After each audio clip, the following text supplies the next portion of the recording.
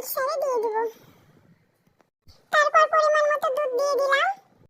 দুধ আর ডিমের গন্ধটা যাতে না লাগে সেজন্য দুটো এলাচ ফাটিয়ে দিয়ে দিলাম। তারপর পরিমাণ মতো চিনি দিয়ে মিক্স করে নেব। মিক্স করা হয়ে গেছে, এবার একটা ছাঁকনি দিয়ে ছেঁকে নেব। ছেঁকে নেওয়া হয়ে গেছে, এবার একটু কড়াইতে অল্প পরিমাণ পানি দিয়ে একটি স্ট্যান্ড বসিয়ে 30 মিনিট ঢাকা দিয়ে রেখে দেব। আমার 30 মিনিট হয়ে গেছে, এবার একটি তার দিয়ে পুডিংটি পারফেক্ট হয়েছে কিনা সেটা দেখে নেব। তারের গায়ে একটু ছিদ্র লেগে নেই, তার মানে বুঝতে হবে পুডিংটি হয়ে গেছে। তারপর একটু ছুরির সাহায্যে সাইড থেকে ছাড়িয়ে একটি প্লেটে ঢেলে নিলাম। দেখুন আমার পুডিংটি কত সুন্দর পারফেক্টলি হয়ে গেল। এরকম সুন্দর সুন্দর ভিডিও পেতে লাইক, কমেন্ট আর সাবস্ক্রাইব করে দিন।